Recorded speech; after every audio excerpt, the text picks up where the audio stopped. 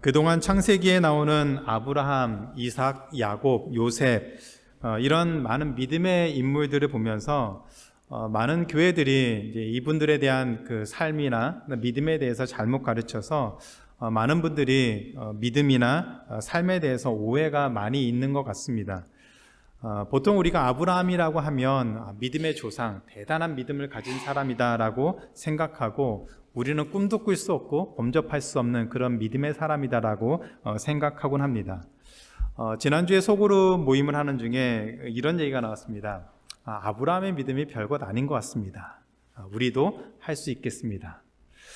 그 말을 듣고서 참 좋았습니다. 제가 이번에 믿음의 가정 시리즈를 준비하면서 두 가지 목적을 가지고 있었는데 하나는 바로 그 사실이었습니다. 이 사람들의 믿음이 크게 다르지 않습니다. 하나님 우리를 인도하시고 우리를 위한 하나님의 계획하심이 있기 때문에 우리도 하나님을 믿는 믿음이 견고하고 담대한 믿음을 가질 수 있습니다. 그런 점에서 한 가지 목적은 이루어지는 것 같습니다. 두 번째 목적은 여러분들이 이제 오랜 시간 동안 가정을 위해서 세워야 되는 목적입니다. 믿음의 가정을 세우기 위한 것이죠. 그런 목적을 가지고 이번에 창세기 준비하면서 또 말씀을 또 깊이 있게 나누게 되고 또 정확하게 또 성경적으로 말씀을 나누게 되는 그런 기회를 갖게 되어서 참 많이 기뻤습니다. 그런 시간들을 준비하면서 하나님이 MCC를 참 사랑하신다라는 생각이 많이 들었습니다. 이런 MCC에 대한 긍지를 가지고 우리가 신앙생활을 더욱더 힘을 내어서 하면 좋겠습니다. 우리 앞뒤적으로 이렇게 인사하면 좋겠습니다. 당신도 할 수 있습니다. 여러분도 믿음의 삶을 살 수 있습니다. 같이 인사 나누시고 같이 말씀 나누겠습니다. 자녀들이 부모를 닮는다는 것은 매우 자연스럽고 당연한 일이죠. 유전적으로도 자녀들은 부모를 닮을 수밖에 없습니다. 또한 태어나면서부터 가장 많은 시간들을 부모님과 함께 보내기 때문에 말하는 것이나 생각하는 것이나 어떤 하나의 행동까지도 자녀들은 부모님을 닮게 되고 삶의 많은 영역에서 부모님의 영향을 크게 받을 수밖에 없습니다. 그래서 자라면서 이 생김새뿐만이 아니라 말투, 목소리, 톤, 또 행동하는 여러 가지 모습들이 무의식적인 그런 행동까지도 자녀들이 부모님을 많이 닮는 것을 보게 됩니다. 저도 어렸을 때 그런 얘기 참 많이 들었어요. 친척분들이나 누가 제 집에 전화할 때 제가 받으면 저희 아버지신 줄 알고 그렇게 이제 대우하던 그런 기억들이 많이 있습니다. 아마 여러분들도 자녀이었을 때 또 여러분의 자녀를 보면서 그런 생각들을 많이 하시게 될 것 같습니다. 아버지의 행동이나 삶의 모습들을 많이 닮은 그런 아들을 보면 우리는 부전자전이다라고 얘기를 합니다. 어머니의 모습을 많이 닮은 딸아이의 모습을 보면 그것을 우리가 모전여전이다라고 하죠. 부모님이나 자녀들을 우리가 같이 볼 때 그런 것들을 많이 공감하게 됩니다. 그런 부모님을 닮은 우리의 모습 또 아니면 부모를 닮은 우리 자녀들의 모습을 볼 때 어떤 생각이 드십니까? 만족하십니까? 아니면 아쉬운 점이 많으십니까? 부모 입장에서는 자녀가 그래도 나보다는 좀 더 나은 그런 사람이 되었으면 하는 그런 마음이 있기 때문에 웬만하면 우리가 부모가 가진 것보다 좀 더 나은 모습으로 좀 자라고 또 우리의 부족한 아빠로서 엄마로서의 좀 부족한 것은 닮지 않기를 바라는 그런 마음들을 갖기가 쉽습니다. 그런데 저도 아이들을 보면서 나의 이런 좀 부족한 거는 안 닮았으면 좋겠다라는 그런 생각을 가지고 좀 기대를 하는데 현실은 그렇지 않은 것 같습니다. 좀 안 닮았으면 하는 것도 닮게 되고 또 그런 모습들이 보일 때마다 좀 아쉬운 모습들도 갖게 됩니다. 아이들을 보면서 부모의 장점을 닮았으면 하는 그런 바람을 떠나서 제가 우리 아이들에게 가지고 있는 소원하는 것이 한 가지가 있습니다. 아빠인 저보다 아이들이 하나님을 더 잘 믿었으면 좋겠다. 하나님을 더 잘 사랑하면서 살았으면 좋겠다라는 그런 소원함이 있습니다. 다른 것은 닮을 수도 있고 안 닮을 수도 있고 더 좋을 수도 있고 좀 덜 좋을 수도 있지만 하나님을 믿는 믿음만큼은 아빠인 저보다 더 좋았으면 하는 그런 바람이 있습니다. 그것은 제가 목사이기 때문에 갖는 소원이 아니라 믿음의 부모님이라면, 우리가 그리스도인이라면 우리 자녀들이 부모보다 더 나은 모습으로, 믿음으로 하나님을 잘 믿고 섬기면서 살았으면 하는 그런 마음들이 다 있을 것이다라고 생각을 합니다. 부모보다 더 나은 믿음의 삶을 사는 자녀, 또 믿음의 가정을 세우기 위해서 부모의 신앙이 자녀들에게 잘 전해져야 되겠죠. 그렇다면 어떻게 하면 부모의 신앙이 우리 자녀들에게 잘 전해질 수 있을까요? 어떻게 하면 우리 자녀들이 부모보다 더 믿음에 더 깊은 또 더 견고한 믿음을 가지고 성숙한 모습으로 살아갈 수 있을까요? 오늘 아브라함과 이삭의 삶을 통해서 두 가지 점으로 같이 한번 살펴보도록 하겠습니다. 첫 번째는 믿음의 명문 가정을 세우기 위해서 부모님이 먼저 믿음을 가지고 있어야 됩니다. 믿음에 서 있어야 됩니다. 너무 당연한 이야기 같은데 이것이 매우 중요한 사실입니다. 현실에서는 부모님이 믿음을 갖고 믿음으로 담대하게 서 있어서 자녀들에게 믿음을 전해야 되는데 이거에 참 어려운 것 같습니다. 오늘 아브라함의 삶을 보면서 우리에게 그러면 믿음의 가정을 세우기 위해서 필요한 것이 무엇인지 좀 더 구체적으로 살펴보겠습니다. 아브라함은 100세에 하나님이 주신 약속의 아들 이삭을 낳았습니다. 늦은 나이에 낳은 아이이기 때문에 아마도 그 어떤 부모보다 더욱더 사랑하고 더 귀하게 여기면서 이 이삭을 양육했을 것 같습니다. 아마도 이삭아가 보내는 시간은 시간 가는 줄 모르고 기쁘고 감사하고 정말 행복한 그런 시간들이 되었을 것 같습니다. 그렇게 지내던 어느 날 하나님이 아브라함을 부르셨습니다. 22장 1절에 보니까 하나님은 아브라함을 시험하기 위해서 부르셨다라고 하셨습니다. 그리고 2절에 보니까 그 시험의 내용이 나오는데 이렇게 얘기합니다. 내 아들, 내 사랑하는 독자 이삭을 데리고 모리아 땅으로 가서 내가 내게 일러준 한 산, 거기서 그를 번제로 드리라. 정말 청청병력 같은 소리지요. 하란에서 하나님이 아브라함을 찾아오셨고 그리고 거기에서 가나안 땅으로 와서 하나님이 큰 민족을 이루겠다라고 그렇게 약속까지 해주셨는데 그 약속을 한 뒤로 25년이라는 시간 동안을 기다린 끝에 얻은 아들이 이삭이었습니다. 그렇다면 하나님이 어떠한 질병과 어려움 가운데서도 이 이삭을 잘 지켜주고 건강하게 자라고 그리고 잘 결혼해서 자녀를 많이 낳고 정말로 하나님이 기뻐하시는 그런 큰 민족을 이룰 수 있도록 돌봐주셔야 하는데 오히려 하나님은 아브라함에게 그 아들 이삭을, 약속의 아들이었던 그 아들 이삭을 번제로 바치라고 하셨습니다. 게다가 하나님은 그 이삭을 표현할 때 이렇게 표현하셨습니다. 너의 아들, 너의 사랑하는 독자 이삭. 이런 표현은 하나님이 이삭이 아브라함에게 어떤 존재이고 어떤 의미인지 분명하게 알고 계셨다는 것을 잘 표현하고 있는 얘기입니다. 아무리 아브라함을 시험하는 것이라고 해도 이삭을 번제로 드리라고 하는 것은 아무리 생각해도 도가 지나친 그런 명령처럼 보이고 실제로 그런 명령 같아 보입니다. 더군다나 우상에게 자녀들을 제물로 바치는 그런 이방인들처럼 어떻게 살아계신 하나님이 그 자녀에게 그 아들을 죽여서 번제로 바치라고 하는 그런 명령을 내릴 수 있을까? 아무리 생각해도 쉽게 이해가 되지 않습니다. 그런데 그런 하나님을 이해하려고 해도 이해가 되지 않는데 더 이해가 안 되는 것이 한 가지가 있습니다. 하나님은 아브라함을 시험하려는 목적을 가지고 그런 명령, 이삭을 번제로 드리라는 명령을 주셨지만 아브라함은 왜 아무 말도 하지 않았을까요? 분명히 100세에 낳은 아들이고 그리고 십수년을 이삭과 보냈기 때문에 더 간절하고 더 사랑스럽고 정말 자신의 목숨보다도 더 귀한 이삭인데 그런 이삭을 번제로 드리라고 하는 하나님의 명령에 왜 아브라함은 아무런 반응을 보이지 않았을까요? 불평은 아니더라도 하나님, 이거는 좀 너무한 것 같습니다. 다른 것을 요구하면 그것을 내가 최선을 다해서 하겠습니다.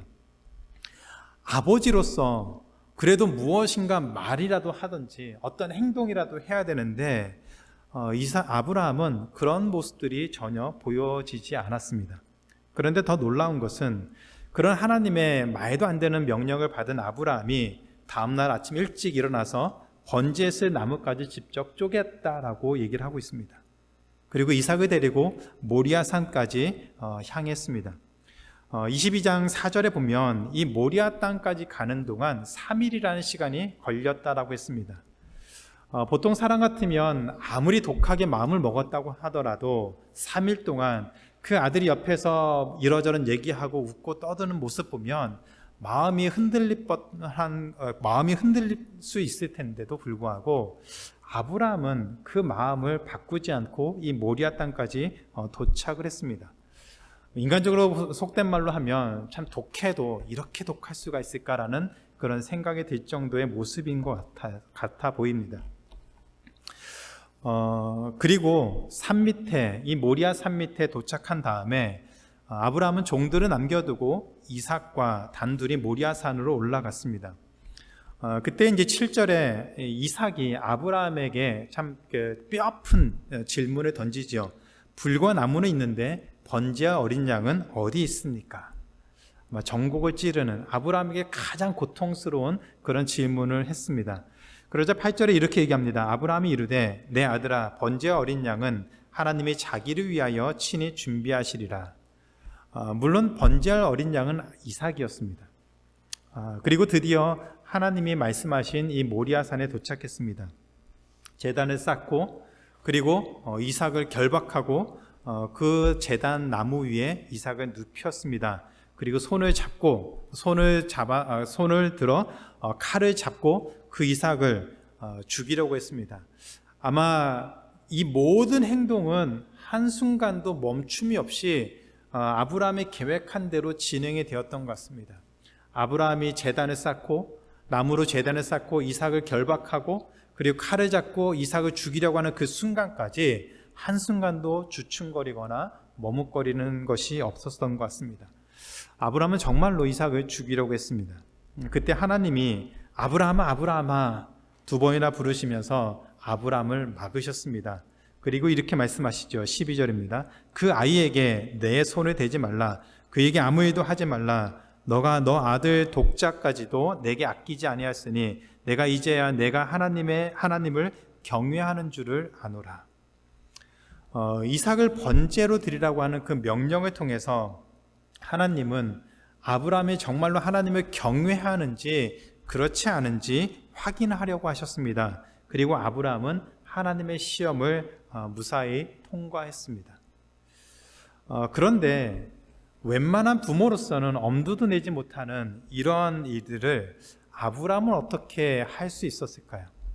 웬만한 부모 같으면 정말 시작도 못할 그 일을 아브라함은 어떻게 할 수 있었을까요? 성경은 아브라함이 믿음으로 이 일을 했다라고 말을 하고 있습니다. 그런데 아브라함이 가졌던 믿음은 매우 중요한 특징이 있었습니다. 창세기 22장 5절에 보면 모리아 땅에 도착했을 때에 아브라함은 종들에게 이렇게 얘기합니다. 너희는 나귀와 함께 여기서 기다리라. 내가 아이와 함께 저기 가서 예배하고 우리가 너희에게 돌아오리라. 모리아 산에서 이삭을 죽이려고 한다면 아마도 아브라함의 생각은 이 종들을 이 산 밑에 놔두고 가야 됐겠죠. 이삭을 죽이려고 하는 것을 종들이 보면 아마 종들은 분명히 아브라함을 말렸을 것 같아요. 아브라함이 미쳤다.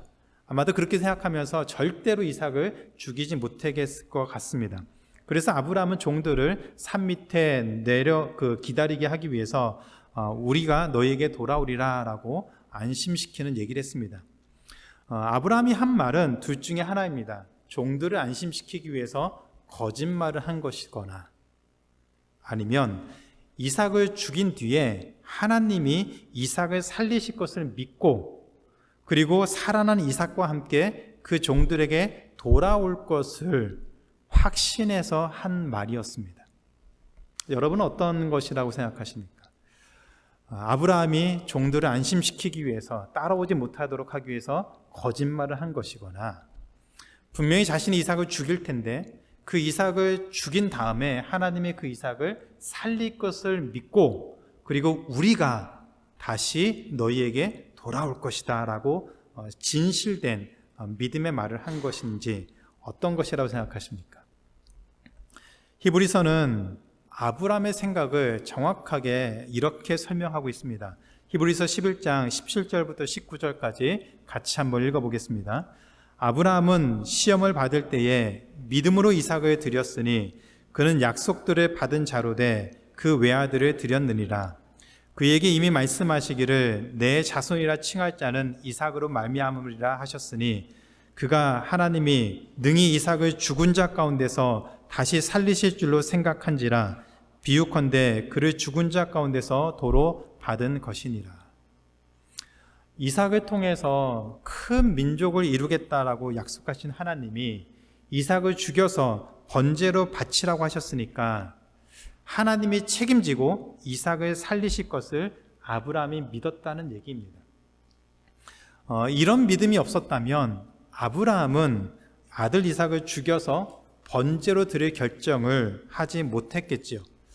이 정도 믿음이 있었기 때문에 우리는 아브라함을 일컬어서 믿음의 조상이다라고까지 얘기를 하고 있습니다. 사실 가나안 땅에서 하나님의 약속이 있을 때마다 아브라함은 하나님을 믿었다라고 얘기를 하고 있습니다. 그런데 우리가 창세기 12장부터 21장까지 전체 내용을 살펴보면은 아브라함이 믿었다라고 얘기를 하지만 실제로 아브라함의 믿음이 어느 정도였는지는 성경에서 가르쳐주고 있지 않습니다. 오히려 성경의 표현들을 보면 아브라함이 정말 믿음 있는 사람인가라는 그런 생각이 들 정도로 실망스럽게 행동하기도 하고, 또 그의 모습을 볼 때 저 사람이 정말 믿음이 있을까 의심이 드는 그런 때도 많이 있습니다. 그래서 아브라함이 정말 믿음이 있는지, 믿음이 있다고는 하지만, 하나님을 믿는다고는 하지만 정말로 어떤 믿음인지 우리는 가늠할 수가 없었습니다. 그런데 이삭을 번제로 드리려고 하는 이 사건을 통해서 아브라함의 믿음의 정도가, 아브라함의 믿음의 실체가 드러났습니다. 아브라함은 하나님이 죽은 자도 살리시는 분이라는 사실을 분명하게 믿었습니다. 만약 하나님이 이삭을 죽인 다음에 죽이라고 하셔서 죽였는데 이삭을 살리지 못하면 어떤 일이 벌어질까요? 지난주에 설교에서 나눈 것처럼 하나님은 아브라함과 언약을 맺었습니다. 그 언약을 맺기 위해서 하나님은 아브라함에게 짐승을 죽여서 둘로 쪼개고, 그리고 그 사이를 하나님이 홀로 지나가셨습니다. 그 언약은 하나님이 주시는 그 아들 이삭을 통해서 큰 민족을 이루겠다고 하는 약속이었습니다. 그런데 만약에 하나님이 죽이라고 해서 죽인 그 이삭이 살아나지 못한다면, 그리고 그것으로 끝이 난다면 하나님이 약속하신 그 약속은 이루어질 수가 없습니다. 그러면 그 언약처럼, 하나님이 아브라함에게 주셨던 그 언약처럼, 쪼개진 짐승처럼 하나님이 스스로 죽임을 당한다는 얘기입니다. 그래서 창세기 22장 1절에 보면 이 모든 일 후에 하나님이 아브라함을 인도하시고, 아브라함이 오랜 시간 동안 30년이 넘는 그 시간 동안 하나님이 아브라함에게 보여주셨던 수많은 능력과 삶을 통해서 하나님의 신실하심을 경험하신 뒤에, 그 일 후에 하나님은 아브라함을 부르셔서 믿음의 시험을 하셨습니다. 이삭을 번제로 바치라는 그런 명령을 들었을 때 아브라함은 하나님이 죽은 자도 살리시는 분이라는, 약속의 신실하신 분이라는 사실을 확신했고, 그리고 공개적으로 자신의 믿음을 드러내게 되었습니다. 하나님의 명령에 순종하지 않으면 이삭을 어떻게 할까봐, 아니면 자신의 가정에게 어떻게 하나님이 할까봐 두려워서 이삭을 번제로 드리려고 한 것이 아니었습니다. 죽은 자도 살리시는 하나님에 대한 분명한 확신과 믿음이 있었기 때문에 하나님의 명령에 순종을 했던 것이죠. 모든 인간은 죽을 수밖에 없는데 하나님은 그런 죽은 자를 살리시는 분이시니 아브라함이 어떻게 그런 하나님을 경외하지 않을 수 있었겠습니까? 그래서 아브라함은 하나님을 경외하는 마음으로 하나님을 믿는 믿음을 가지고 이삭을 번제로 드리려고 했고, 우리는 말씀을 통해서 그런 아브라함을 믿음의 조상으로 하나님이 기뻐하시는 모습으로 살았던 것을 보고 있습니다. 이 모든 일을 하나님의 우리에게 아브라함을 믿음의 조상으로 세우시고 그를 지키시고 인도하셨던 하나님의 열심, 하나님의 수고와 모든 은혜의 결과였습니다. 아브라함을 부르시고 그를 믿음의 조상으로 세우신 하나님의 열심은 지금도 지속되고 있습니다. 지금도 하나님의 열심을 내어서 하나님의 자녀들을 세우시고 믿음으로 부르십니다. 세상을 살아가면서 우리의 믿음이 시험을 받고 공개적으로 우리의 믿음이 드러나게 되는 그런 때가 많이 있습니다. 하나님이 우리 자녀를 번제로 드리라고 하는 그런 명령을 하지 않겠지만, 어려움이나 갈등이나 우리 삶에 많은 고난에 처할 때 우리 믿음이 공개적으로 드러날 때가 반드시 있습니다. 반드시 드러납니다. 고난을 경험할 때 모든 사람이 믿음의 선택을 하는 것은 아닙니다. 하나님에 대한 믿음이 있는 사람만이 믿음으로 그 삶 속에서 믿음으로 선택하고 결정을 하게 됩니다. 말로만 하나님을 믿는다고 하는 사람은 시험과 환난이 있을 때 절대로 믿음으로 선택하지 않습니다. 오히려 믿음의 모양이 있었던 것마저도 포기하게 되지요. 그러나 믿음을 가지고 있는 사람은 믿음의 때가 되었을 때, 하나님이 주시는 시험과 환난과 어려움의 상황이 되었을 때 믿음으로 판단하고 믿음의 결정을 내릴 수가 있습니다. 이때 기억해야 될 것이 한 가지가 있습니다. 하나님이 열심으로 아브라함을 이끄셨던 것처럼 하나님은 지금도 우리가 믿음을 갖고 성숙한 그리스도인으로 살기를 원하신다는 사실입니다. 그렇게 살 수 있도록 하나님은 지금도 열심을 갖고 우리 삶을 이끄시고 있다는 사실입니다. 하나님의 그런 열심을 깨닫고 경험하면 우리의 삶은 반드시 바뀌게 됩니다. 아브라함의 삶이 사실은 바뀌기가 너무 어려운 삶이었지만 그도 수십 년 동안 하나님의 열심을 갖고 인도하셨기에 그의 삶이 바뀌었고, 그리고 우리가 아는 믿음의 조상이 되었습니다. 마찬가지로 하나님은 지금도 열심을 갖고 우리 삶을 지키시고 인도하고 계십니다. 비록 우리의 모습이 참 다른 사람 보기에는 어떨지 모르고 부족한 점이 많을지는 모르겠지만 하나님이 우리 한 사람 한 사람을 향한 열심을 갖고 계시기 때문에 우리의 모습은 반드시 변화될 것이고 하나님의 자녀로서 이 땅을 반드시 살아갈 수 있도록 인도하실 것을 우리는 믿음으로 고백해야 됩니다. 그런 하나님의 능력과 열심이 있기 때문에 우리가 이 땅을 담대하게 살아갈 수가 있습니다. 절대로 착각하면 안 됩니다. 아브라함이 자신의 능력이 있어서 그런 믿음의 조상이 된 것이 아닌 것처럼 우리가 무엇인가 대단한 사람이어서 세상을 쥐고 흔드는 그런 능력이 있어서 하나님의 기뻐하시는 삶을 사는 것이 아닙니다. 하나님이 우리에게 그런 삶을 살 수 있도록 은혜를 주시고 깨닫게 하시고 지키시고 인도하시기 때문에 우리도 아브라함과 같은 그런 믿음의 삶을 살 수가 있습니다. 각자 자신의 믿음이 어떤 것인지 어떤 모습인지 돌아보는 시간을 꼭 가졌으면 좋겠습니다. 하나님을 믿는 그 믿음을 고백하고 계십니까? 지금 당장은 아브라함처럼 죽은 자를 살리시는 그런 하나님에 대한 믿음은 없을지라도 그러나 살아서 역사하시고 우리 삶을 지키시고 인도하시는 그런 하나님에 대한 믿음을 갖고 계십니까? 그런 하나님에 대한 믿음의 고백을 하고 계십니까? 우리는 이미 죽었던 예수님을 살리신 죽었던 예수님을 부활하게 하신 하나님을 알고 있습니다. 그 하나님을 믿는다라고 고백하고 있습니다. 그렇다면 그 믿음은 아브라함이 가졌던 믿음보다 더 크고 놀라운 믿음이 될 수 있습니다. 우리가 고백하는 그 믿음은 결코 작은 믿음이 아닙니다. 어쩌면 아브라함보다 더 구체적이고 더 놀랍고 더 능력이 있는 그런 믿음의 고백이 될 수 있습니다. 우리가 정말로 하나님의 하나님 되심을 믿음으로 고백하고 예수 그리스도를 부활하게 하신 하나님을 믿는다면, 그 믿음의 고백을 할 수 있다면 우리는 이미 믿음의 삶을 살고 있습니다. 그것 또한 하나님의 은혜인 것을 고백하며 아브라함을 뛰어넘는 그런 확실한 믿음의 삶을 살 수 있도록 우리가 기도하고 하나님의 은혜를 구하고 나아갈 수 있는 믿음의 부모님, 또 그리스도인이 되기를 주님의 이름으로 축원합니다. 두 번째는 믿음은 자녀에게 삶으로 전해져야 된다는 사실을 기억해야 됩니다.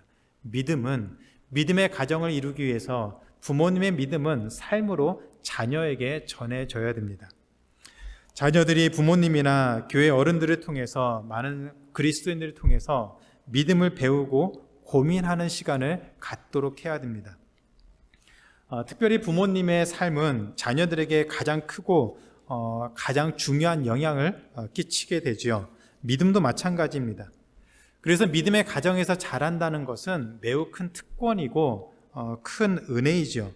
어려서부터 하나님의 말씀을 듣고 함께 고민하고 기도하고 또 부모님으로부터 믿음의 삶을 보고 경험할 수 있게 되는 것은 자녀들에게는 굉장히 큰 특권입니다. 따라서 기회가 있을 때마다 부모님은 자녀들과 말씀을 나누고 믿음에 대해서 함께 가르치고 고민하는 시간들을 꼭 가져야만 합니다. 하나님이 이것을 부모에게 굉장히 중요한 명령으로 주셨습니다. 신명기 6장 6절부터 9절에 그 명령이 있습니다. 같이 한번 읽어보겠습니다. 오늘 내가 내게 명하는 이 말씀을 너는 마음에 새기고 내 자녀에게 부지런히 가르치며 집에 앉았을 때에든지 길을 갈 때에든지 누워있을 때에든지 일어날 때에든지 이 말씀을 강론할 것이며 너는 또 그것을 내 손목에 메어 기호를 삼으며 내 미간에 붙여 표로 삼고 또 내 집 문설주와 바깥문에 기록할지니라. 자녀들에게 하나님의 말씀을 가르치면서, 부지런히 가르치면서 자녀들의 시선이, 눈이 향하는 곳이면 그곳이 어디가 되었든지 하나님의 말씀을 갖다 붙여놓고 자녀들로 하여금 잘 때든지 깰 때든지 어디에 있을 때든지 하나님의 말씀을 계속 고민하고 생각하면서 살 수 있도록 하는 것, 그것이 바로 부모의 역할이라고 했습니다. 아브라함은 그렇다면 언제 이삭과 하나님의 말씀을 같이 나누는 시간을 가졌을까요? 하나님을 믿는다는 것이 어떤 의미가 있는지 그 아들 이삭과 언제 그런 시간들을 가졌을까요? 성경에는 아브라함이 어떻게 이삭과 하나님에 대해서 말씀을 나눴는지, 삶을 나눴는지 기록되어 있지 않아서 정확하게 알 수는 없습니다. 그런데 삶을 통해서 이삭에게 믿음을 확실하게 가르쳐준 사건이 바로 오늘 우리가 읽은 말씀입니다. 이삭을 번제로 드리는 그 사건을 통해서 아브라함은 그 아들에게 믿음의 삶에 대해서 가장 중요하게 임팩트 있게 알려줬습니다. 하나님에 대한 믿음을 갖고 자신을 죽여서 번제로 드리려고 했던 아버지 아브라함을 보면서 이삭은 무슨 생각을 했을까요? 아마 고상한 생각은 못했을 것 같습니다. 아버지가 미쳤구나. 이삭으로서는 너무 큰 충격적인 사건이었겠죠. 아버지가 자신을 죽이려고 했으니 속된 말로 세상에 믿을 사람이 없는 것이죠. 그런데 이삭은 너무 착해서 그런 것인지 아니면 너무 어이가 없어서 그런 것인지 아브라함이 자신을 묻고 죽이려고 제단에 눕히고 죽이려고 하는 그 순간에도 아무런 반항을 하지 않았습니다. 바로 그 순간에 하나님이 개입하셔서 아브라함을 막으시고 그로 인해서 이삭은 죽지 않았습니다. 히브리서 11장 19절에 보면, 좀 전에 우리가 읽은 말씀에 보면은 그 삶의 그 상황을 히브리서 기자가 이렇게 얘기합니다. 비유컨대 이삭을 죽은 자 가운데서 도로 받았다라고 얘기합니다. 그 말은 아브라함이 이미 마음속으로 이삭을 죽였다라고 얘기합니다. 하나님이 막지만 않으셨으면 아브라함은 이삭을 그 자리에서 죽였습니다. 이 말은 하나님의 말씀이 같이 증거하죠. 22장 12절입니다. 너가 너희 아들 너희 독자까지도 내게 아끼지 아니하였으니 내가 이제야 너가 하나님을 경외하는 줄을 아노라. 하나님을 경외하는 마음을 가지고 그 아들 이삭을 죽이려고 했다는 사실을 하나님이 증명해 주셨습니다. 또 하나 야고보서도 이런 아브라함의 믿음을 이렇게 표현하고 있습니다. 야고보서 2장 21절과 22절 같이 한번 읽겠습니다. 우리 조상 아브라함이 그 아들 이삭을 제단에 바칠 때에 행함으로 의롭다 하심을 받은 것이 아니냐. 내가 보거니와 믿음이 그의 행함과 함께 일하고 행함으로 믿음이 온전하게 되었느니라. 죽은 자도 살리시는 하나님에 대한 분명한 믿음, 확신을 가지고 있었던 아브라함을 통해서 이삭은 아브라함이 하나님에 대한 그 믿음을, 또 그 믿음을 붙잡고 사는 삶을 자신의 생명을 걸고서 경험을 하게 되었습니다. 그래서 히브리서는 그 아들 이삭도 믿음의 삶을 살았다라고 얘기를 하고 있습니다. 죽은 자를 살리시는 하나님을 믿었던 그 아브라함의 그 믿음, 아버지의 그 믿음이 자신의 생명을 걸고서 행해졌다는 그 사실을 이삭도 그 순간에 너무나도 절실하게 그리고 확실하게 경험을 하게 되었습니다. 그리고 이삭 또한 믿음의 삶을 살게 되었다라고 얘기를 하고 있습니다. 믿음의 가정이 중요한 이유가 바로 이것입니다. 믿음의 삶을 가장 가까운 가족, 특별히 부모님의 믿음을 자녀들이 보고 경험할 수가 있습니다.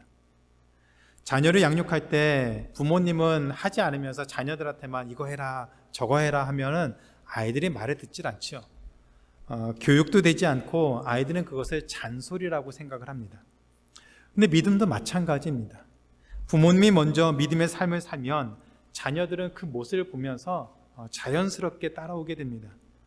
아이들이 그런 부모님의 모습, 어른들의 모습을 보지 않을 것 같지만 아이들은 정확하게 부모님의 믿음을, 어른들의 믿음의 모습을 보고 있습니다. 부모님이 어떤 모습을 살고 있는지, 어른들이 어떻게 신앙생활하는지 아이들은 정확하게 알고 있습니다. 저희는 어른들과 함께 상윤이가 같이 예배드리는데, 상윤이가 그런 부모님이나 어른들의 그 예배드리는 모습을 저는 분명히 볼 거라고 생각합니다. 아이들 눈은 굉장히 정확합니다.